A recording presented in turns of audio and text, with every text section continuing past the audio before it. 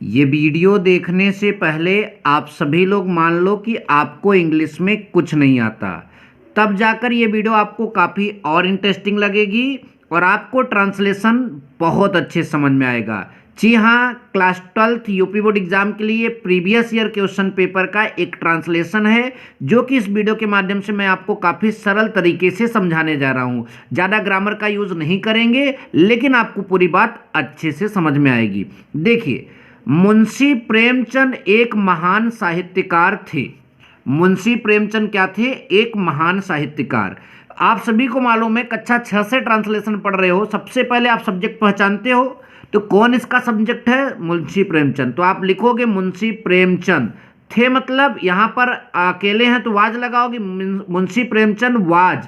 एक मतलब महान मतलब ग्रेट, और साहित्यकार का मतलब होता है लिटरेचरर। ठीक, तो इसका पूरा अनुवाद हो जाएगा। देखिए यहाँ पर लिखा भी है, Munshi Premchand was a great litterateur. ठीक, अब आगे देखिए, उनका जन्म एक साधारण परिवार में, उनका जन्म हुआ था, इसका मतलब ही वाज बॉर्न। ठीक है, जन्म हुआ था। ध्यान दीजिए, किसी भी व्यक्ति का जब जन्म हुआ था, या आपने कहानियों में पढ़ा होगा, आपने वैसे भी कई बार सुना होगा, तो आप यहाँ पर क्या लिखोगे? He was born.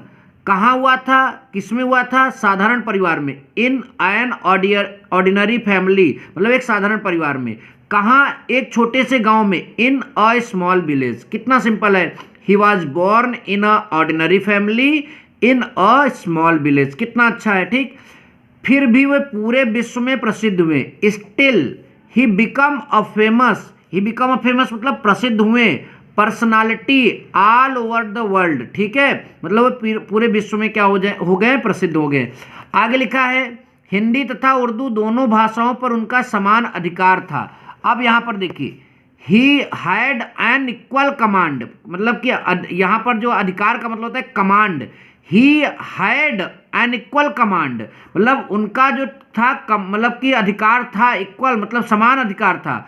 On both दोनों पर, हिंदी एंड उर्दू लैंग्वेज, हिंदी और उर्दू भाषाओं पर। ठीक है, कितना सिंपल से यहाँ तक आपका ट्रांसलेशन हो गया।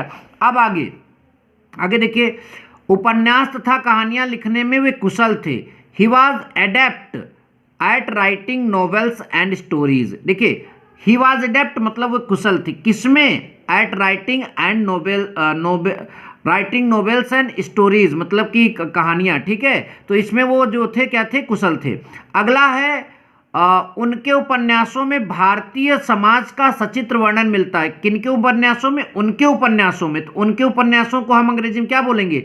इन हिज नॉवेल्स हमें मिलता है, वी गेट अ लिवली मतलब कि सजीव, और तो लिवली मतलब सजीव, और यहाँ पर लिखा है पोर्ट्रेयल, इसका अर्थ होता है चित्रण। ठीक है, मिलता है। तो आगे लिखा है ऑफ इंडियन सोसाइटी मतलब भारतीय समाज का। अब देखिए आगे, उनकी पुस्तकों का संसार की अधिकांश भाषाओं में अनुवाद हुआ, मतलब his books have been translate, उनकी पुस्तक का अनुवाद किया गया। इन मोस्ट ऑफ अदर मतलब कि अधिकांश, अदर फॉरेन मतलब विदेशी, लैंग्वेज मतलब लैंग्वेजेस मतलब भाषाओं में, ऑफ दिस वर्ल्ड। ठीक है, मतलब कि विश्व की अधिकांश भाषाओं में उनका जो है ट्रांसलेशन किया गया। आगे लिखा है, वे एक सफल और लोकप्रिय शिक्षक थे। He is known as novel king. देखिए, मैं यहाँ पर एक लाइन छोड़ गया, लिखा है उन्हें उपन्यास का सम्राट कहा जाता है, तो इसका हो जाएगा he is known as novel king. उसके बाद वे एक सफल और लोकप्रिय शिक्षक थे। कितना सिंपल है। ही वाज एंड, यहाँ पर देखिए ये आपका है ये आपका एक्यूम्प्लिस्ड है। अगर आप ये ना लिखना चाहे तो सक्सेसफुल लिखिए। तो ही वाज एन सक्सेसफुल, यहाँ एन इसके लिए लगाया। अगर आप सक्सेसफुल लिखते हैं तो एन पढ़ने की जरूरत नहीं है, ए पढ़िए। He was a successful and popular teacher. अब उसके बाद, कम पढ़े लिखे लोग भी, क्या लिखा है? कम पढ़े लिखे लोग भी उनकी पुस्तकों को रुचि के साथ पढ़ते थे।